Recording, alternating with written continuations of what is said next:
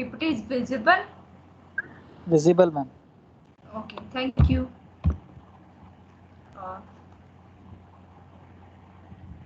हम जो अपना टाइटल शुरू कर रहे हैं, reading the budget document. Students, आपको याद होगा कि लास्ट क्लास में भी हम लोगों ने बजट को ही पढ़ने की कोशिश की थी।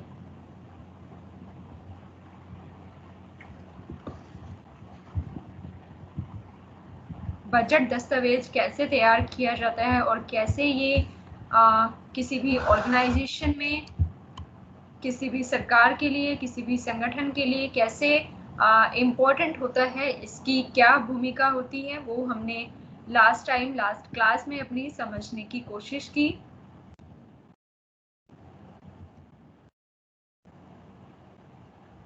Origin the budget. सबसे पहले हमने देखा कि बजट जो शब्द है ये कहाँ से आया है, जिसमें हमने समझा कि बजट शब्द जो है एक फ्रेंच शब्द है और इसका मतलब होता है चमड़े का थैला, ए लेदर बैग।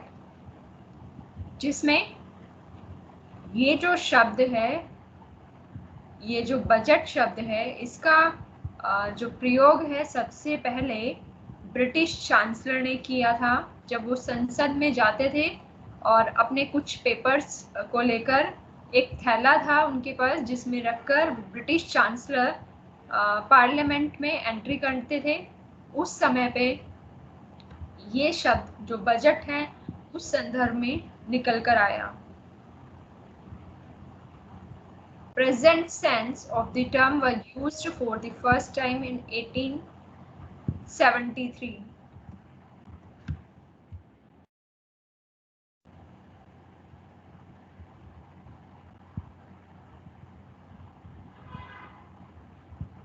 आप लोगों को पीपीटी विजिबल है?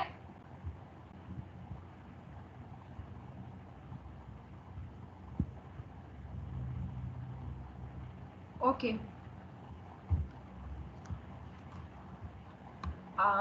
जैसे हमने ओरिजिन ऑफ बजट इस शब्द का प्रयोग सबसे पहले कहाँ किया गया, कैसे किया गया और कब किया गया, वो हमने फिर लास्ट क्लास में समझा।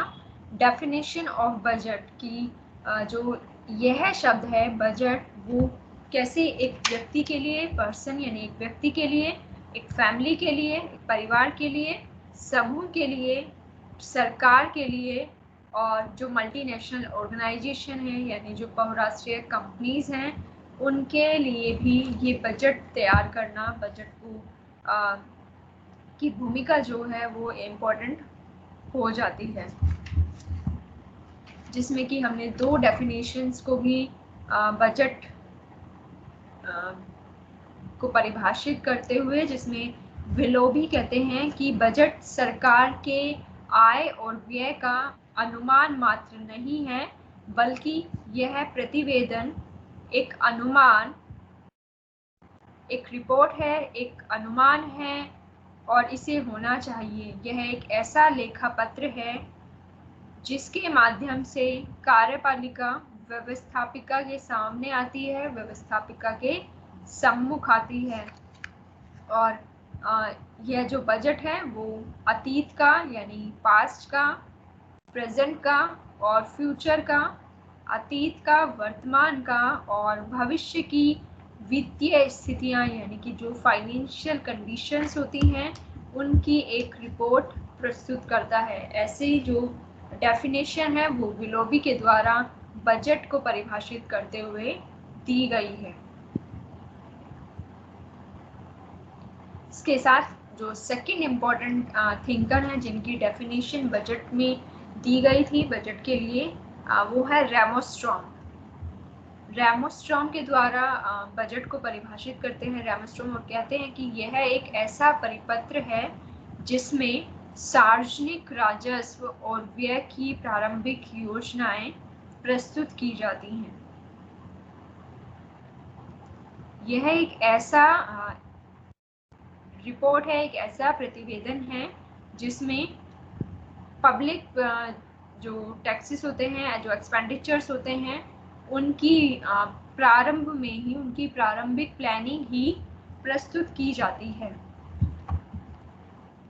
फिर हमने पढ़ा कि यूनियन बजट जो वो संविधान के अंतर्गत 112 आर्टिकल 112 में, जबकि बजट शब्द का प्रयोग संविधान में नहीं किया गया है। इंडियन कॉन्स्टिट्यूशन के अंतर्गत बजट शब्द का प्रयोग कहीं भी किया नहीं गया है, लेकिन अनुच्छेद 112 भारतीय संविधान का अनुच्छेद 112 जो यह कहता है कि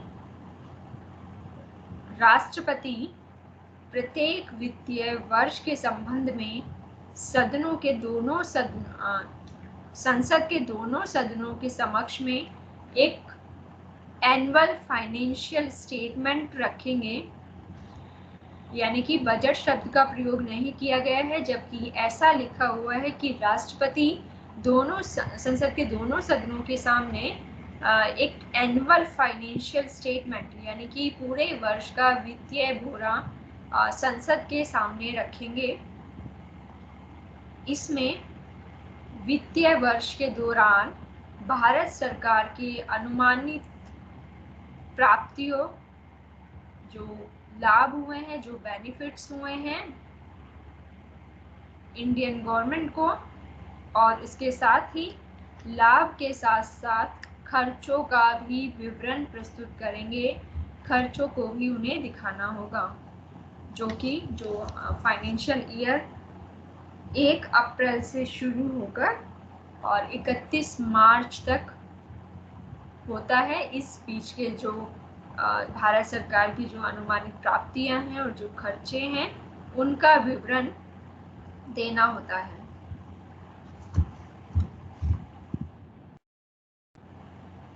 फिर उसके बाद हमने पढ़ा कि जो फाइनेंस मिनिस्टर हैं वो बजट की स्पीच देते हैं, और बेसिकली 2 तरह का बजट जो होता है कि एक तो जो general economic survey of the country यानी आर्थिक स्थिति से संबंधित होता है, और दूसरा टैक्सेशन प्रपोजल से यानी करों के प्रस्ताव से संबंधित दूसरा बजट होता है। जो यूनियन बजट यानी कि जो स्वतंत्र भारत में सबसे पहले जब बजट को प्रस्तावित किया गया था, जिनके द्वारा गया था, वो 26 नवंबर 1947 को R.K. शंखमुखम चेट्टी के द्वारा स्वतंत्र भारत के प्रथम यूनियन बजट को प्रस्तुत किया गया था।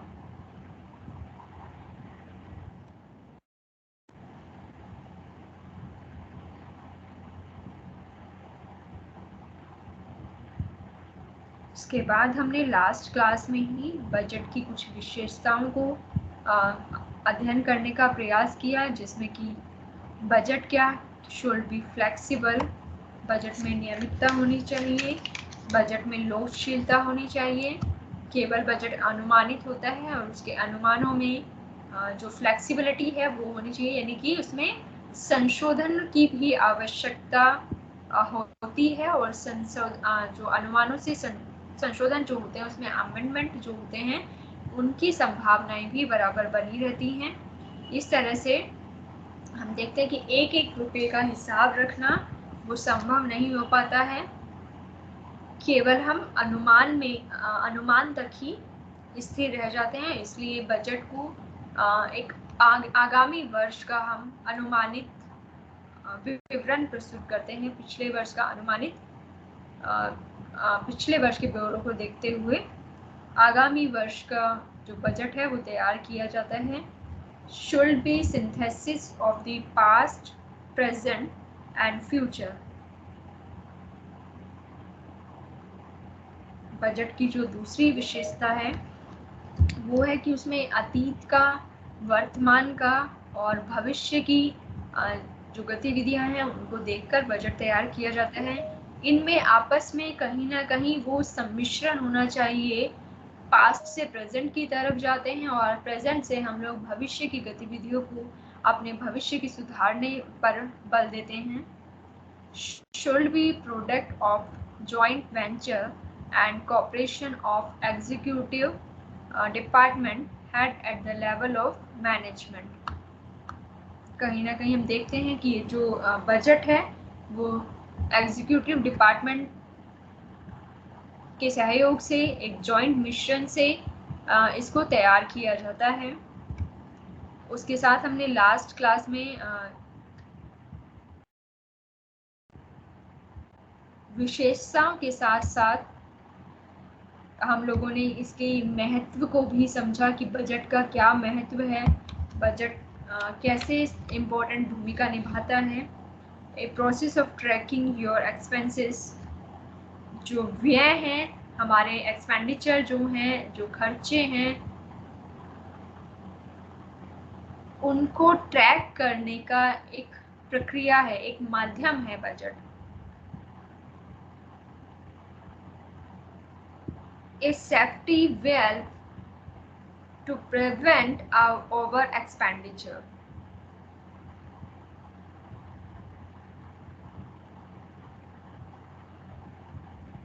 एक सुरक्षा कवच है हमारे लिए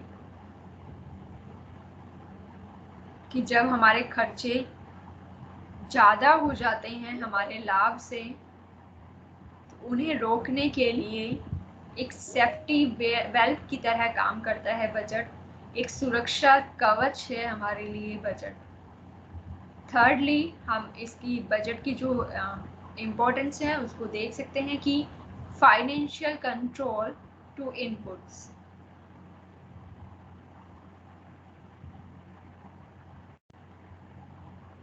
फाइनेंशियल कंट्रोल टू इनपुट्स, इसका मतलब आप समझते हैं कि यदि हम किसी में अपना पैसा खर्च कर रहे हैं, अपना इनपुट डाल रहे हैं, इनपुट और आउटपुट, आप प्रोसेस समझते हैं। फाइनेंशियल कंट्रोल टू इनपुट्स का मतलब है कि हम किसी में अपना पैसा खर्च करते हैं, किसी भी ऑर्गेनाइजेशन में आगे बढ़ने के लिए हम किसी एक प्रोजेक्ट के लिए जिससे पैसा खर्च कर रहे हैं, तो उस प्रोजेक्ट पर हम खर्चा ना करें, क्योंकि हमारे पास उस तरह से हमें बजट वो हेल्प करता है और उस पर वित्तीय हम अपना नियंत्रण रख पाते हैं। फाइनेंशियल कंट्रोल टू इनपुट्स, इस तरह से हम कह सकते हैं। मैनेजमेंट ऑफ ऑनगोइंग एक्टिविटीज़, और जो हमारी निर्धारित गतिविधियां चल रही हैं उनका भी प्रबंध करने के लिए बजट एक महत्वपूर्ण भूमिका निभाता है। इस तरह से ही प्लानिंग एंड सेटिंग प्रायोरिटीज़, हमारी जो प्रायोरिटीज़ हैं, प्राथमिकताएं हैं, वरीयताएं हैं, उनको बनाने में भी जो उनकी नीतियों को बनाने में, योजनाओं को बनाने में, उस तरह से हम बजट की इम्पोर्टेंट भूमिका होती है। वहीं इसके साथ हम देख सकते हैं कि अकाउंटेबिलिटी की भावना, अकाउंटेबिलिटी को भी उत्तरदायित्व, जवाबदेही और परामर्श, पारदर्शिता की भावना भी बजट के माध्यम से हम देख सकते हैं। बजट के साथ साथ हमने कुछ प्रिंसिपल्स को, सिद्धांतों को भी समझने का प्रयास किया था, जिसमें हमने कहा था कि बजट को ऑर्गेनाइजेशन की रिक्वायरमेंट पे, ऑर्गेनाइजेशन की ज़रूरतों पर, फाइनेंशियल मैनेजमेंट यानी कि संगठन की आवश्यकताओं पर बल देते हुए वित्तीय प्रबंधन प्रदान करना चाहिए। Second, should focus on the objective and policies of the organization. Budget का जो दूसरा इम्पोर्टेंट सिद्धांत है उसमें हमने बात की कि संगठन की जो नीतियां हैं, जो लक्ष्य हैं, उन पर फोकस करना,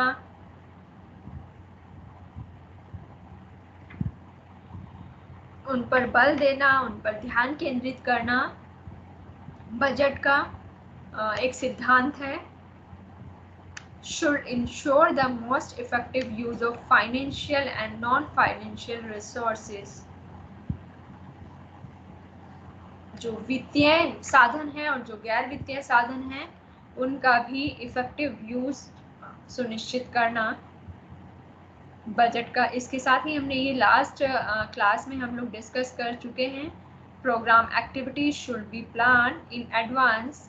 जो किसी भी कार्यक्रम के लिए जो गतिविधियां हैं, प्लानिंग्स हैं, उनको पहले से ही विकसित कर दिया जाता है, उनको पहले से ही एडवांस में काम कर लिया जाता है।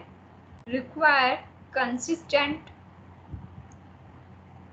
delegation for framing the executive budget should include coordinating effort of various departments, establish a frame of reference for managerial decision and evaluate managerial performance। Decisions को, निर्णय जो लिए जाते हैं कोई भी किसी भी ऑर्गेनाइजेशन में, और प्रबंध की क्षमता को, प्रबंध के परफॉर्मेंस को नापने के लिए विभिन्न डिपार्टमेंट्स द्वारा, विभिन्न विभागों द्वारा ये एक सहयोगी प्रयास होता है।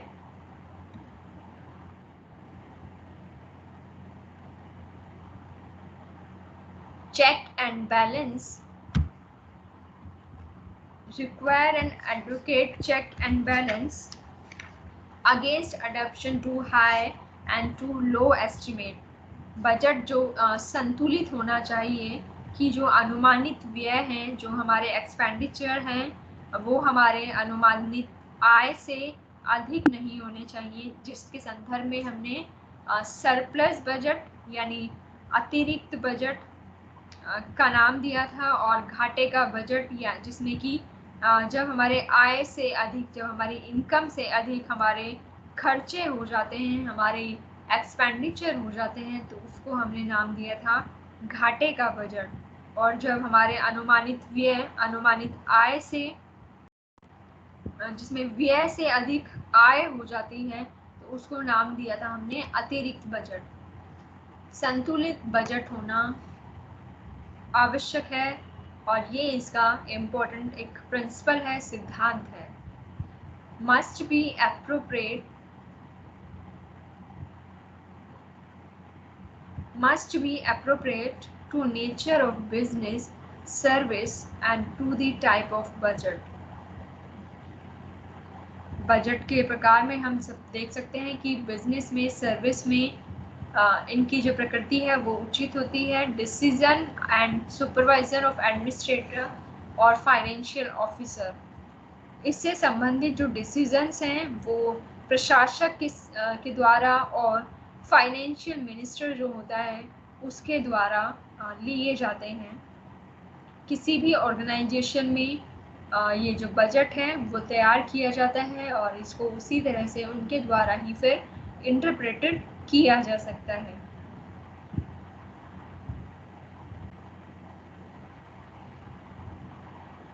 बजट की जो गतिविधियां हैं, बजट को जब तैयार किया जाता है तो वो प्रीवियस ईयर के परफॉर्मेंस को देखते हुए आगामी वर्ष ही हम बजट को तैयार करते हैं।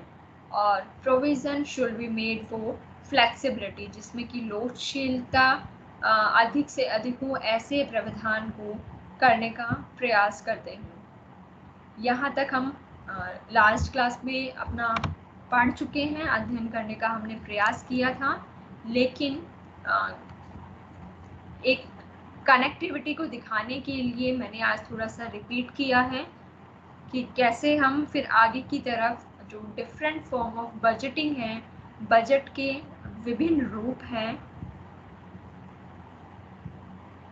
कुछ लोगों की क्वेरीज भी थी कि मैं शायद इंग्लिश में ज़्यादा वो करती हूँ, लेकिन अब हिंदी में मैं बहुत स्लो बोलूँगी, आप लोग जॉट डाउन कर सकते हैं और उसको पीपीटीज को भी आप देख सकते हैं। बजट के विभिन्न स्वरूप यानी डिफरेंट फॉर्म ऑफ बजटिंग, जिसमें कि सबसे पहले है हमारा परफॉर्मेंस बजट।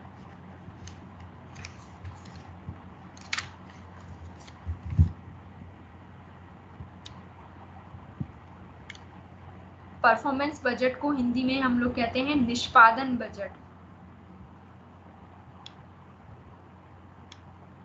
बजट को प्रभावी बनाने के लिए समय समय पर बजट के विभिन्न रूपों का प्रयोग किया जाता है और भारत में परफॉर्मेंस बजट यानी निष्पादन बजट और उसके बाद शून्य आधारित बजट, जीरो बेस्ड बजटिंग। पहला है परफॉर्मेंस बजट यानी कि निष्पादन बजट, सेकंड शून्य आधारित बजट यानी जीरो बेस बजटिंग, थर्डली कार्यक्रम बजट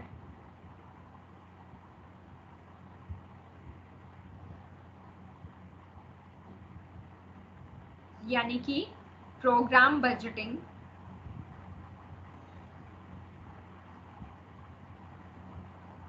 फोर्थ लक्ष्य आधारित बजट यानी टारगेट बेस्ड बजटिंग, नेक्स्ट परिणाम बजट यानी आउटकम बजट,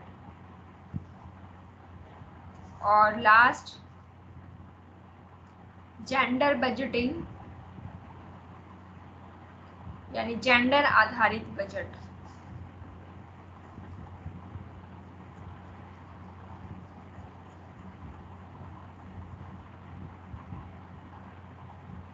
पहला परफॉर्मेंस बजट यानी निष्पादन बजट, दूसरा शून्य आधारित बजट यानी जीरो बेस्ड बजटिंग, थर्डली कार्यक्रम बजट यानी प्रोग्राम बजटिंग, लक्ष्य आधारित बजट यानी टारगेट बेस्ड बजटिंग, और फिर आउटकम बजट यानी कि परिणाम बजट, और लास्ट जेंडर आधारित बजट यानी कि जेंडर बजटिंग।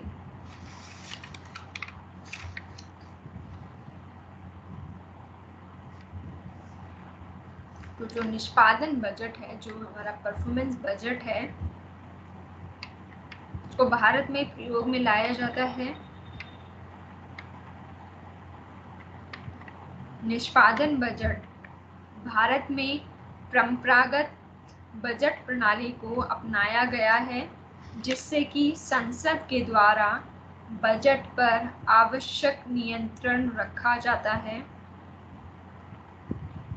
1950s के 1950 के दशक में बजट में कुशलता पर भी ध्यान दिया जाने लगा, यानी कि बजट की जो इफिशिएंसी है, जो कुशलता है, दक्षता है, उस पर भी फोकस किया जाने लगा।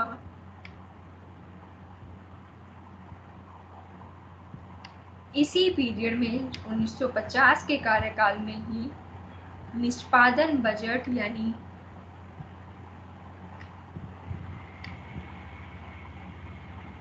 परफॉर्मेंस बजट का प्रयोग हूवर कमीशन, जो आपको थर्ड पॉइंट दिख रहा है, हूवर कमीशन,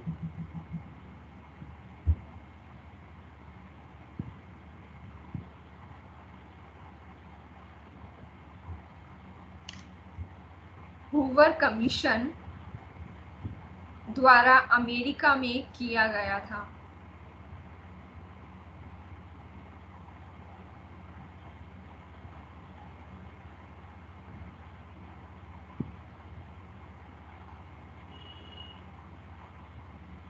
यानी जो निष्पादन बजट है उसका प्रयोग सबसे पहले 1950 में किया गया। इसी पीरियड में हम देखें तो इसका सबसे पहले प्रयोग हूवर कमीशन, जो कि 1949 में बना, हूवर कमीशन द्वारा अमेरिका में सबसे पहले इसका प्रयोग किया गया था।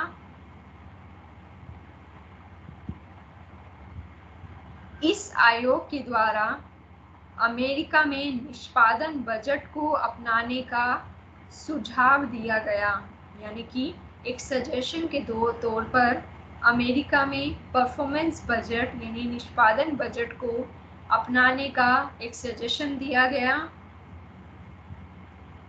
भारत में हम ट्रेडिशनल बजट के नाम से इसको जानते हैं, और पारंपरिक बजट का इसका जो मुख्य इसका लक्ष्य है, उद्देश्य है, वो सरकारी खर्चों पर नियंत्रण करना है और विकास के कार्यों को बढ़ावा देना है।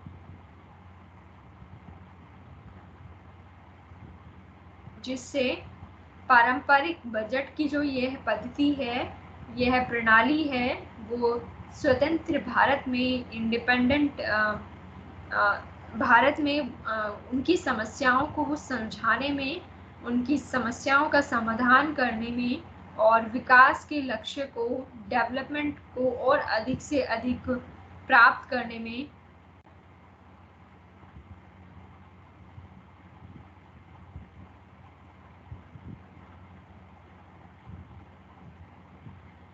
के लिए यह रहा। और यही कारण है कि भारत में परफॉर्मेंस बजट की आवश्यकता और महत्व को फिर एक्सेप्ट किया गया, स्वीकार किया गया और इसे परंपरागत बजट के समान स्वरूप में, पूरक स्वरूप में इसको प्रस्तुत किया जाता है। 3 चीज़ें हमने इसमें क्लियर की कि जो परफॉर्मेंस बजट है, जिसको हम निष्पादन बजट कहते हैं, वो पहले 1950 में इसको लाया गया और 1950 इसी दशक में हूवर कमीशन के दौरान, हूवर कमीशन के द्वारा 1950s में इसको सबसे पहले अमेरिका में इसका प्रयोग किया गया और इस आयोग के द्वारा अमेरिका में निष्पादन बजट को अपनाने का सुझाव दिया गया।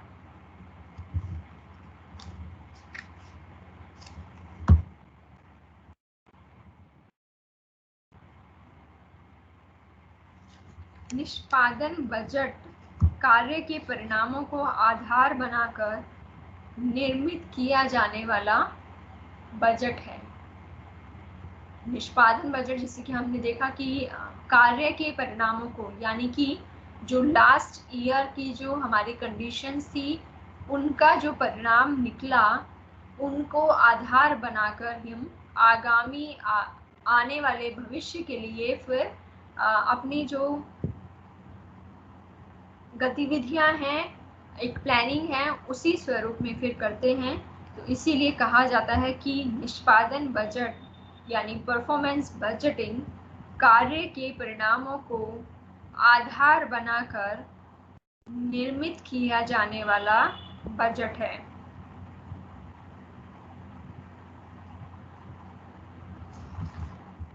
निष्पादन budget, performance budgeting target oriented and objective oriented है।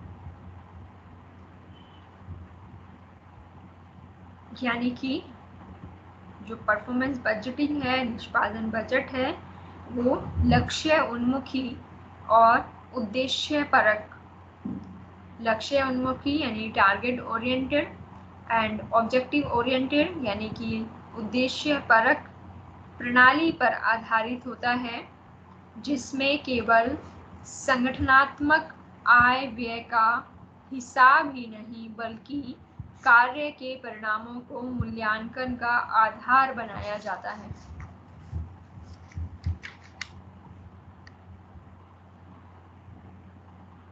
मैं अपनी बात ठीक से कह पाऊंगी कि ये जो परफॉर्मेंस बजट है, निष्पादन बजट है, इसमें सिर्फ हम लोग आय और व्यय का जो विवरण है, सिर्फ उसी को नहीं देखते हैं, बल्कि उसके जो परिणाम निकले हैं, उसका जो रिजल्ट निकला है, उसके आधार पर हम आगामी जो वित्तीय वर्ष है उसके लिए हम अपनी प्लानिंग्स करते हैं और आगे की तैयारी उसी स्वरूप में करते हैं, जिसमें कहा गया है कि जो ऑब्जेक्टिव ओरिएंटेड और टारगेट ओरिएंटेड यानी कि लक्ष्य उन्मुखी और उद्देश्य परक प्रणाली जो है, जिसके अंतर्गत हम मानते हैं कि किसी भी संगठन को केवल उसके इनकम और एक्सपेंडिचर का हिसाब ही नहीं रखना होता, केवल वो आय और व्यय का विवरण ही प्रस्तुत नहीं करता, बल्कि कार्य के परिणामों को मूल्यांकन का आधार मानता है।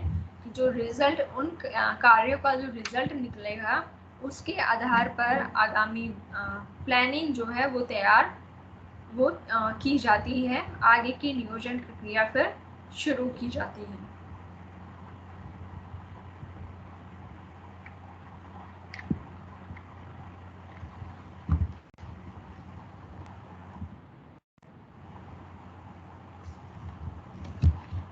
Performance budgeting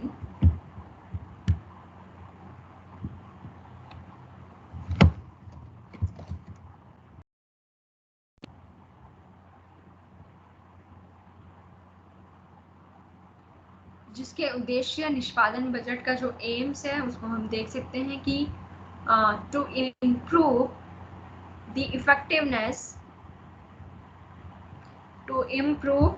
effectiveness and efficiency of public expenditure.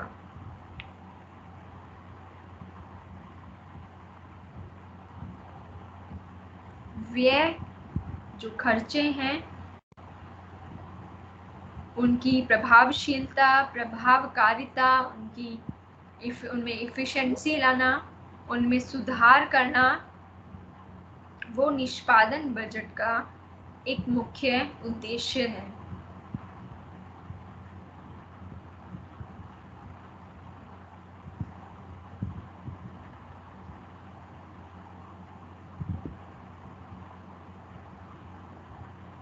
The impact of performance budgeting may be felt in improved prioritization of expenditure and in improved service effectiveness and efficiency.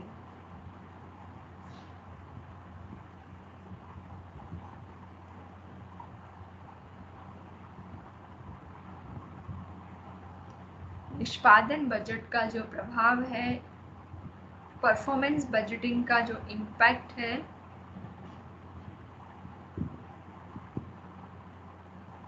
जब हम खर्चे करते हैं तो उसमें हम अपनी वरीयताएं, प्राथमिकताएं निर्धारित करते हैं कि ये हमारा पहला खर्चा है, इसको हम पहले देखेंगे, उसको हम बाद में देखेंगे। इस तरह से क्या है कि हम अपनी प्राथमिकताओं को, प्रायोरिटीज को निर्धारित करते हैं। जो निष्पादन बजट है उसका भी एक यही प्रभाव है कि वो पहले से ही गतिविधियों को निर्धारित कर लेता है और उसके माध्यम से हम अपने व्यय करते हैं।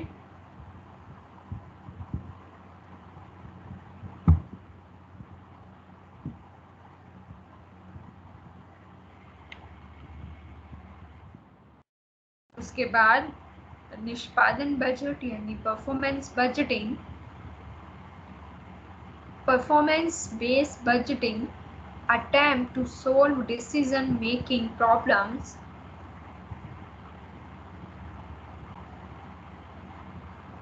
based on a program's ability to convert inputs and use inputs to affect certain outcomes.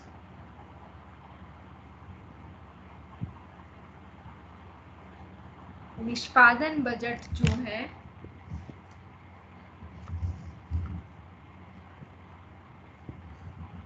वो हमें डिसीजन मेकिंग लेने में सहायता करते हैं और जल्दी से डिसीजन लेने में जो उनकी समस्याएं आ रही हैं उनका समाधान करने का एक प्रयास है, और convert into inputs and use inputs to affect certain outcomes.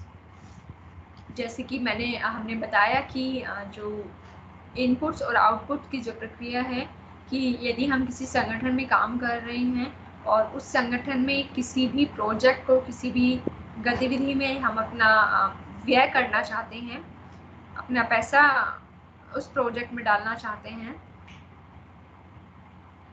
तो उस प्रोजेक्ट में जो हमने इनपुट डाला उसको कहेंगे कि हमने अपनी इनपुट डाला और जो उस प्रोजेक्ट से जो हमें लाभ होगा उसको कहेंगे हम आउटपुट। ये हमारा निकल कर आया, हमारा आउटकम्स निकल कर आया। तो इसी तरह से जो प्रोग्राम्स एबिलिटी है हमारी, वो इनपुट्स को यानी आगत और निर्गत प्रणाली इसको कहते हैं कि इनपुट को आगत जिसे कहेंगे, और निर्गत यानी आउटपुट। इनपुट को आउटपुट में जो कन्वर्ट करने की ये जिसमें निष्पादन बजट हेल्प करता है, और उन इनपुट्स का यूज़ करके जो निश्चित परिणाम निकलते हैं उसमें निष्पादन बजट का इम्पोर्टेंट रोल होता है। परफॉर्मेंस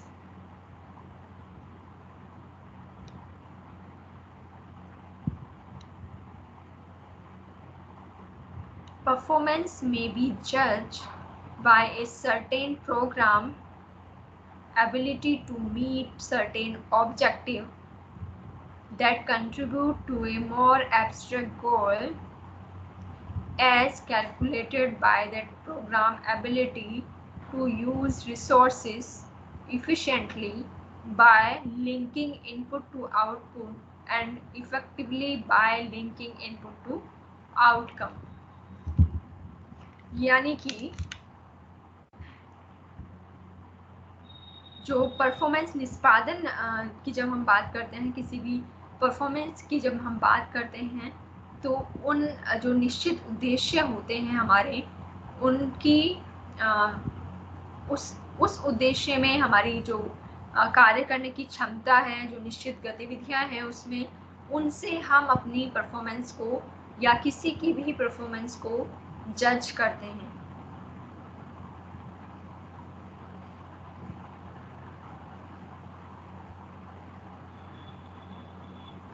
और हमारा जो योगदान है वो हमारे उस प्रोग्राम की एबिलिटी में, प्रोग्राम उसकी क्षमता में, योग्यता में, उस तरह से जो हमारे साधन हैं, यानी कि जो हमने इनपुट में जो हमारे आगत है उसमें लगाए हैं, किसी भी प्रोजेक्ट को में अपनी मेहनत को लगाना, अपने रिसोर्सेज को लगाना, अपने पैसे को लगाना, और उसका इफ़िशिएंटली प्रभावशाली रूप से वो जो आगत हैं उनको आउटपुट में यानी निर्गत से जोड़ना, इनपुट्स को आउटपुट में कन्वर्ट करना, और उसी तरह उसी प्रभावशाली रूप से इफ़िशिएंटली एंड इफ़ेक्टिवली प्रभावकारिता से उन आगत को, जो इनपुट्स हैं, उनको निर्गत से जोड़ने की गतिविधि में, इनपुट से आउटपुट तक की जो गतिविधि है, जो प्रक्रिया है, उसमें परफॉर्मेंस बजटिंग यानी निष्पादन बजट का इम्पोर्टेंट रोल है।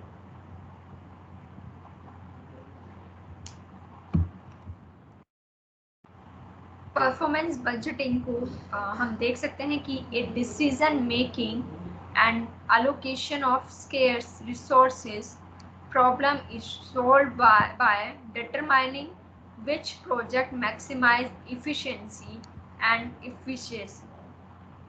इसको जो मापने का एक साधन है वो डिसीजन मेकिंग से और रिसोर्सेज के अलोकेशन की जो समस्या रहती है उसका जो हम मापते हैं कि वो प्रोजेक्ट मैक्सिमाइजिंग उसमें दक्षता है, इफ़िशिएंसी है, उस तरह का ये डिटरमाइन करता है, और इसके निर्धारक हम देख सकते हैं। Performance budget hold agencies accountable for what they achieve, यानी कि जो निष्पादन बजट है जो उनको अचीव करना है किसी भी संगठन में, कोई लक्ष्य आधारित उनके जो होते हैं, लक्ष्य जो होते हैं, उद्देश्य होते हैं, उनको अचीव करने के लिए एजेंसीज को, संगठन को वो अकाउंटेबल बनाता है, उत्तरदायित्व की भावना उनमें बना होती है, और जवाबदेही के लिए तैयार करता है। इस तरह से कहा जाता है कि जो परफॉर्मेंस बजटिंग है accountable for what they achieve, यानी कि जो उन्हें प्राप्त करना है उसके लिए उन्हें अकाउंटेबल बनाता है, उनमें जवाबदेही की भावना को सुनिश्चित करता है।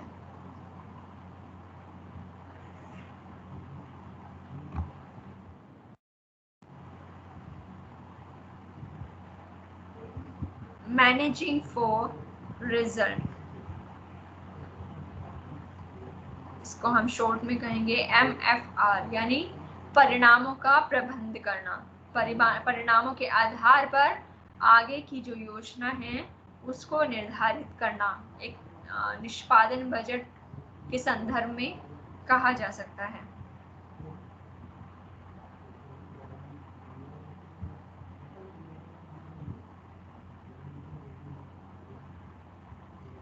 Performance budgeting should be viewed in the broader context of a set of relating managing for result reforms।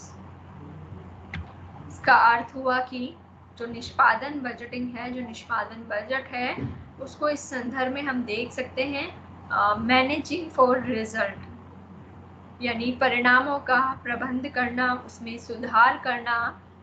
निष्पादन बजट के संदर्भ में कह सकते हैं जो MFR है, मैनेजिंग फॉर रिजल्ट, इसके द्वारा हम परफॉर्मेंस बजट को, निष्पादन बजट को जोड़ सकते हैं। इस ब्रॉडर कॉन्टेक्स्ट में हम देखें तो MFR यानी पिछले वर्ष के जो रिजल्ट निकले हैं, उसके जो परिणाम निकले हैं, उसे आगामी हमारी योजनाओं के लिए, हमारी प्लानिंग्स के लिए वो कैसे लाभदायक होता है, उस संदर्भ में हम MFR यानी मैनेजिंग फॉर रिजल्ट, परिणामों का प्रबंध में सुधार करना, इस संदर्भ में हम, इस ब्रॉडर कॉन्टेक्स्ट में हम निष्पादन बजट को देख सकते हैं।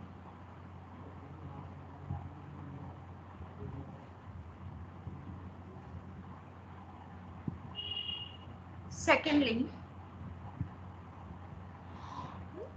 MFR can be defined as the use of formal performance information to improve public sector efficiency and effectiveness.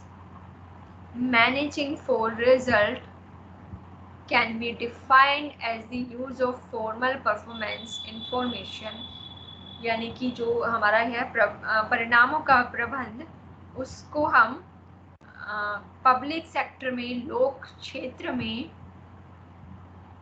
सार्वजनिक क्षेत्र में प्रभावशीलता और दक्षता को सुधारने के लिए परिणामों का प्रबंध, सार्वजनिक क्षेत्र की दक्षता को, प्रभावशीलता को सुधारने के लिए, उसको इम्प्रूव करने के लिए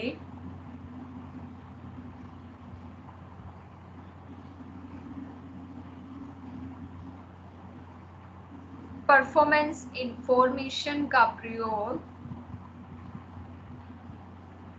फॉर्मल परफॉर्मेंस इंफॉर्मेशन के रूप में, यानी औपचारिक निष्पादन सूचना के रूप में हम MFR को डिफाइन कर सकते हैं।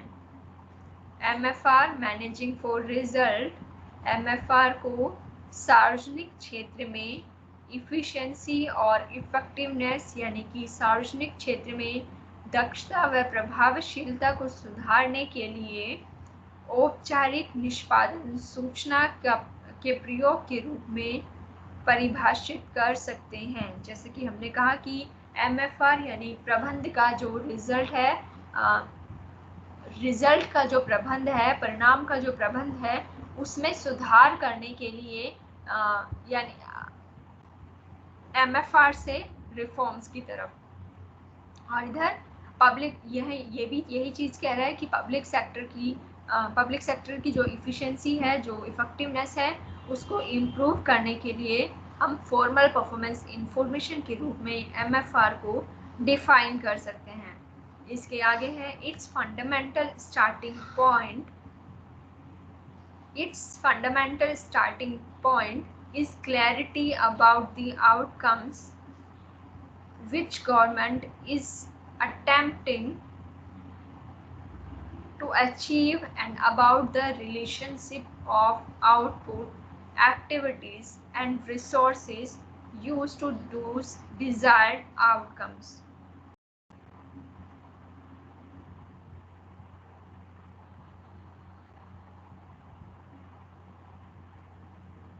ये एक मूलभूत प्रारंभिक बिंदु है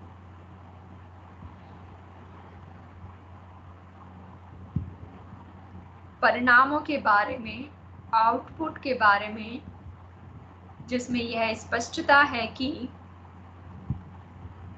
which government is attempting to achieve and about the relationship of output, activities and resources used to those desired outcomes. यानी कि हमने इनपुट तो लगा दिया अपना, आगत से निर्गत में जो जाने की जो प्रक्रिया है उसमें हमारी जो सरकार है, हमारा जो संगठन है जिसके लिए एक बजट को तैयार किया गया था, वो कहाँ तक सफल हुआ है। यानी उन इच्छित परिणामों को, those desired outcomes, उन इच्छित परिणामों के प्रयोग के लिए जो साधन अपनाए गए, जो गतिविधियां अपनाई गई उसमें और जो हमारा परिणाम है, साधन, गतिविधियां और परिणाम में संबंध किस प्रकार से है और उनको अचीव करने में सरकार कहाँ तक सफल हो पाई है, आगत से निर्गत की प्रक्रिया में सरकार कहाँ तक सफल हो पाई है, जो इनपुट से आउटपुट और आउटपुट से जो आउटकम की हमारी प्रक्रिया है उसकी स्पष्टता को जांचने का, उसकी क्लैरिटी को मापने का एक मूलभूत स्टार्टिंग पॉइंट, एक मूलभूत केंद्रीय बिंदु MFR के संदर्भ में हम बजट में देख सकते हैं, बजट के द्वारा देख सकते हैं।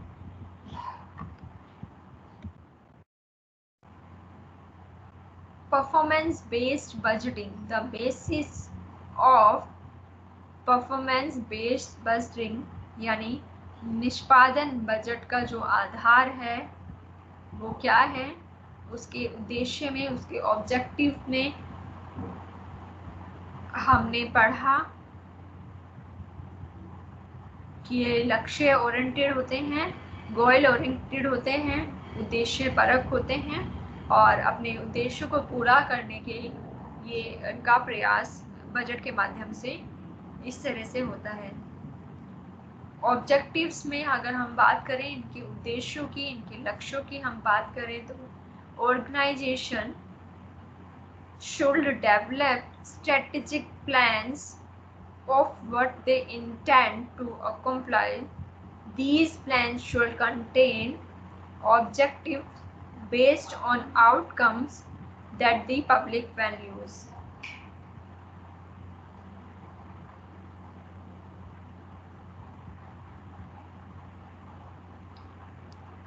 लक्ष्य को निर्धारित करने के लिए, उसको प्राप्त करने के लिए ऐसी स्ट्रैटेजिक प्लान, ऐसी ही कार्यनीतियों का प्लानिंग्स, कार्यनीतियों की प्लानिंग्स की जाती है, उनको विकसित किया जाता है और ऐसे प्लान्स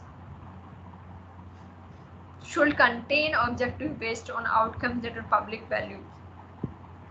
परिणामों पर आधारित लक्ष्य को निश्चित करते हैं और पब्लिक वैल्यूज का रूप धारण करते हैं।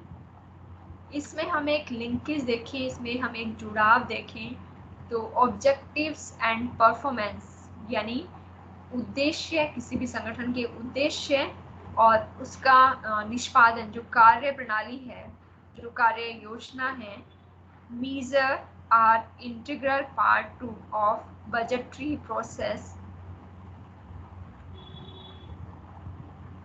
लक्ष्य को और कार्य की गतिविधियां को, कार्य को मापने का बजट की जो प्रक्रिया है, बजट की प्रक्रिया में लक्ष्य और परफॉर्मेंस यानी निष्पादन को मापने का आंतरिक भाग है।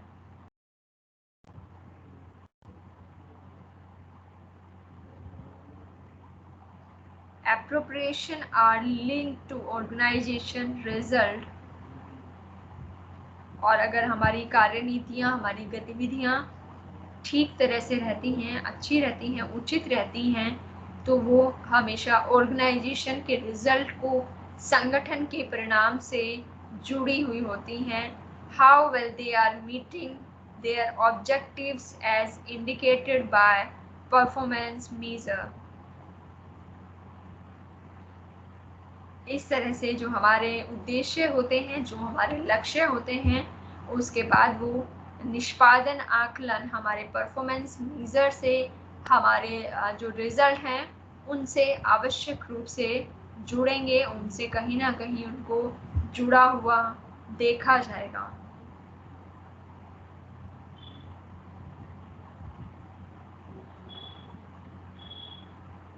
ये हमने बात की परफॉर्मेंस बेस्ड बजटिंग की, निष्पादन बजट की.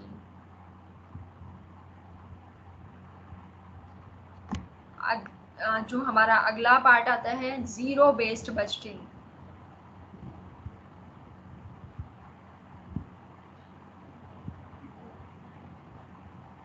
जीरो बेस्ड बजटिंग बेसिकली इसको हिंदी में हम कहते हैं शून्य आधारित बजट. और परफॉर्मेंस, हमने 5 तरह के बजट की बात की, 6 तरह के, जिसमें पहला परफॉर्मेंस बजट यानी निष्पादन बजट, दूसरा शून्य आधारित बजट यानी जीरो बेस्ड बजटिंग, शून्य आधारित बजट यानी जीरो बेस्ड बजटिंग, और थर्डली कार्यक्रम बजट यानी प्रोग्राम बजटिंग, तीसरा कार्यक्रम बजट यानी प्रोग्राम बजटिंग,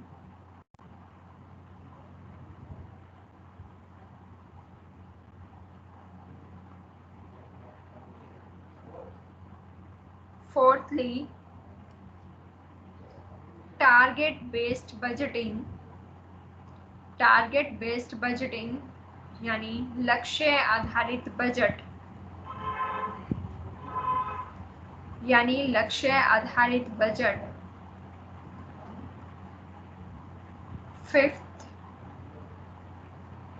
फिफ्थ जो प्रकार है बजट का, जो प्रकार है उसमें हमारा 5वां जो बजट हम उसको कहेंगे वो है outcome budgeting.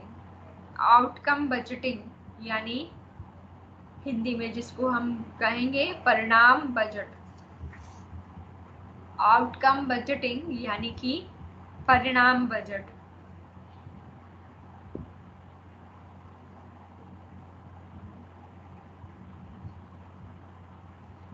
Sixth and last,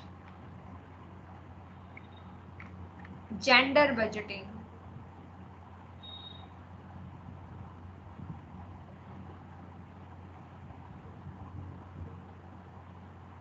gender आधारित बजट. लास्ट जेंडर बजटिंग यानी जेंडर आधारित budget.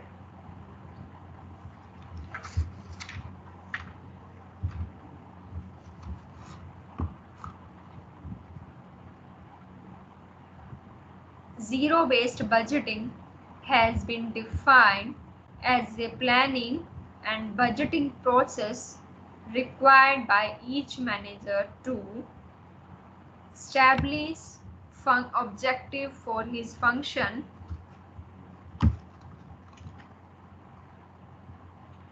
define alternative way of achieving the objectives,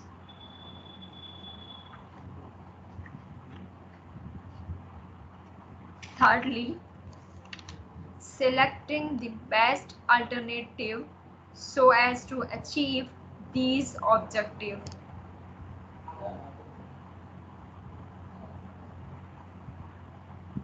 Fourth, break the alternative into incremental level of efforts.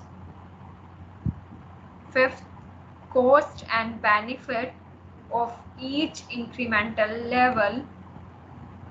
Lastly, describe the consequence of disapproval. अभी zero based budgeting के बारे में हम इतना ही बात करेंगे कि जो ज़ीरो बेस्ड बजटिंग है वो परफॉर्मेंस बजट से अलग है।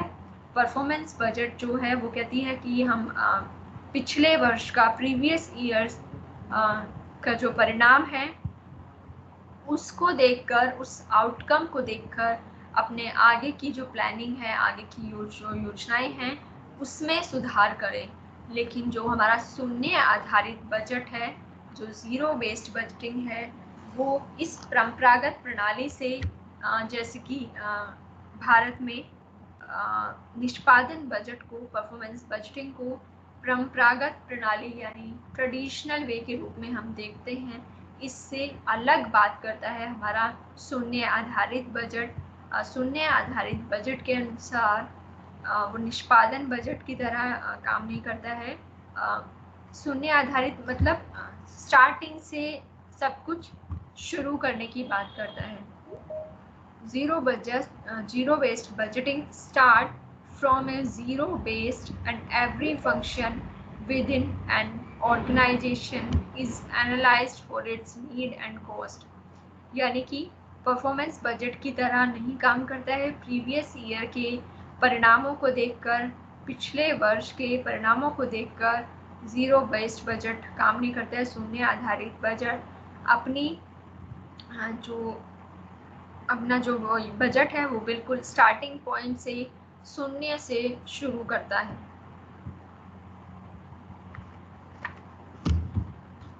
और इस बजट को अपनाने के दो कारण हैं, जिसमें देश के बजट में निरंतर पाया जाने वाला घाटा, जो देश को घाटा हो रहा है, उसके लिए इस बजट को अपनाया जाता है।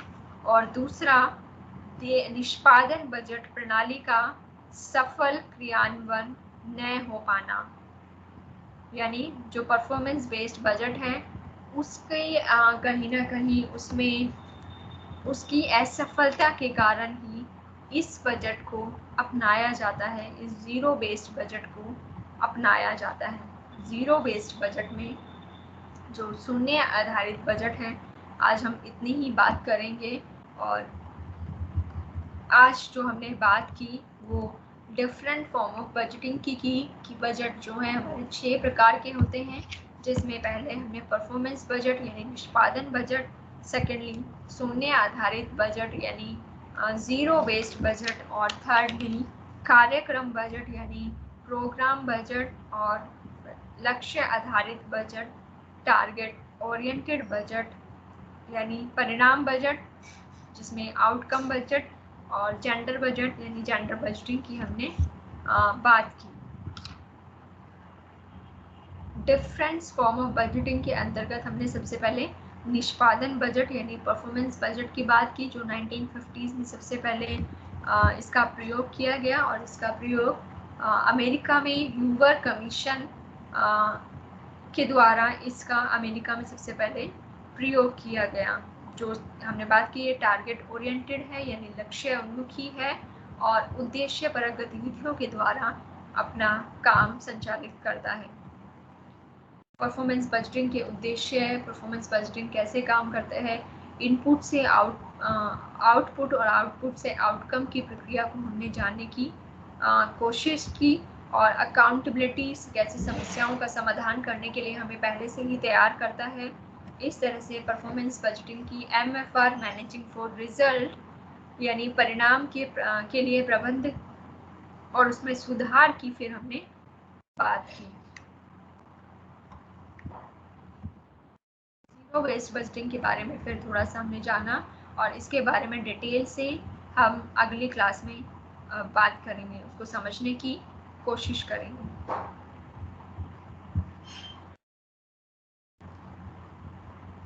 थैंक यू एवरीवन, आप सभी का बहुत बहुत धन्यवाद।